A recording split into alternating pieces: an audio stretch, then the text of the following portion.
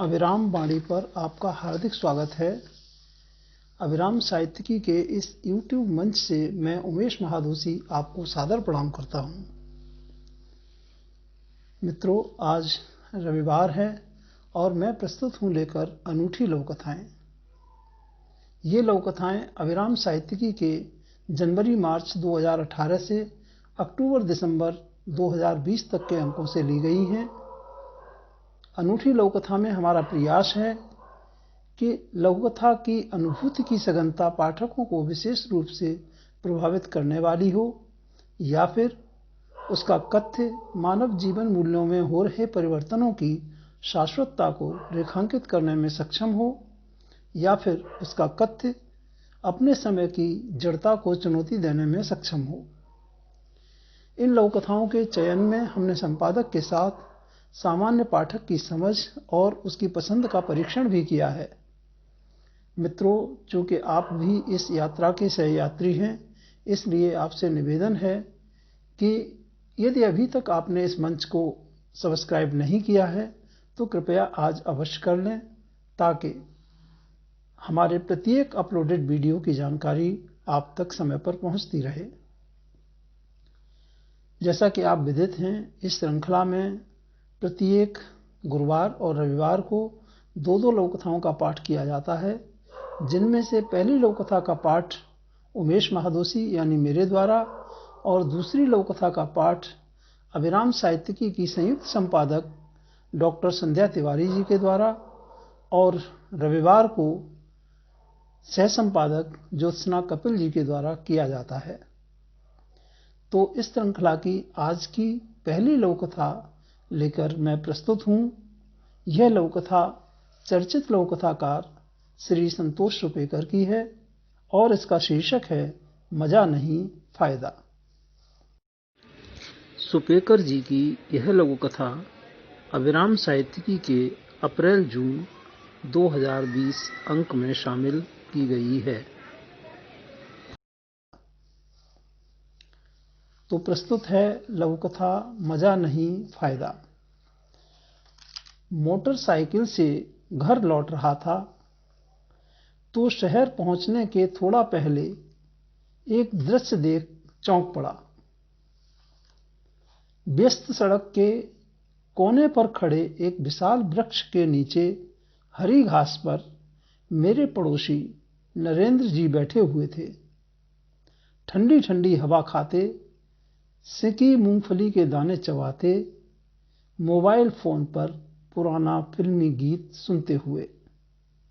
अरे वाह, क्या बात है। बाइक उनके पास खड़ी करके आश्चर्य से मैंने कहा, क्या देख रहा हूं ये? मुझे तो विश्वास ही नहीं हो रहा। यहां तो दम लेने की फुर्सत नहीं है और आप खूब मजा ले रहे हैं जिंदगी का।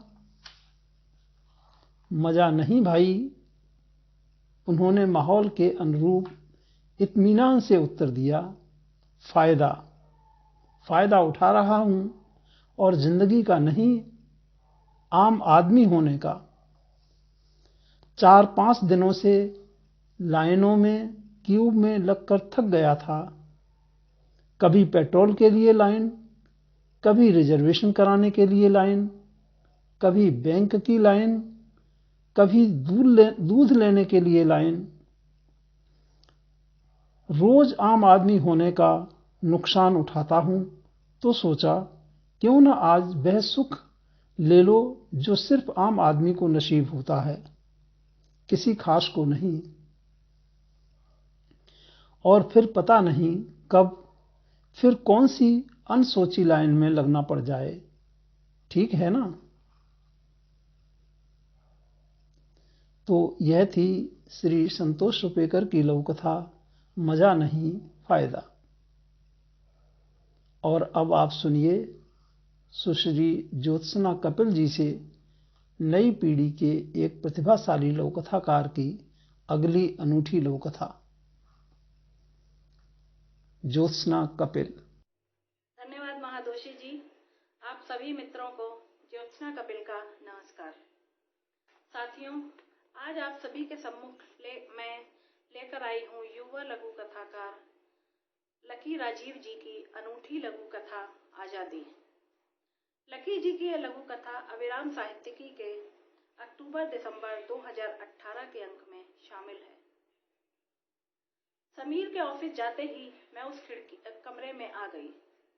टूटी कुर्सियों, फालतू गद्दों और एक बहुत पुरानी अलमारी का बोझ सहता यह कमरा इस बड़े से घर का सबसे छोटा और भरोसेमंद कोना है। इसने कभी किसी को नहीं बताया कि इस जंग लगी अलमारी में एक लड़की 10 साल पहले बंद कर दी गई थी। समीर, मैं कथक का कोर्स पूरा कर लूं? यहीं 2 घर छोड़कर सिखाया जाता है। 10 साल पहले पति का हाथ अपने हाथों से सहलाते हुए पूछ लिया। दिमाग खराब है क्या शुभी? समीर ने हाथ ऐसे झटका जैसे छिपकली चिपक गई हो। आते जाते सुनता हूँ, घुंघरू बांधकर छुन छुन की आवाजें करती रहती हैं लड़कियां, धंधे वालियों जैसी। पता नहीं कैसे तुम्हारे पिताजी सीखने देते थे। आइंदा नाम मत लेना इन सब का। जिस एक पल में मेरे पिताजी को लापरवाह और मुझे धंधे वाली सिद्ध कर दिया गया था, ठीक उसी पल से सारे इनाम, घुंघरू, पदक और मेरे अंदर की पुरस्कार बटोरती नृत्यांगना इसी अलमारी में बंद हो गई थी। लेकिन आज सुबह जो हुआ वह फिर से बेचैन कर गया। मम्मा, प्लीज मेरा भी नाम लिखवा दीजिए कथक में। आप कितने दिनों से टाल रही हैं? मेरी सहेलियां रिद्धिमा और मायरा भी तो जाती हैं ना। स्कूल जाते समय अदिति डबडबाई आंखें लिए गिड़गिड़ा रही थी। कैसे बात करूं समीर से? यही कहेंगे कि मैंने उकसाया है उसे। हेलो समीर, अदिति बहुत दिनों से कह रही है कथक क्लास के लिए। मतलब उसकी सहेलियां भी जाती हैं। बड़ी मुश्किल से इतने शब्द निकल पाए कि मैंने देखा अलमारी खुल रही थी। तुम्हें पता है ना, नहीं पसंद मुझे। समझाओ उसको। कराटे वराटे में नाम लिखवा दो। अदिति भी ना, वही तुम्हारी वाली सनक। समीर की हंसी मुझे घायल कर रही थी। मैंने मुड़कर देखा। धीरे धीरे उस लड़की का मुंह अलमारी से बाहर आ रहा था।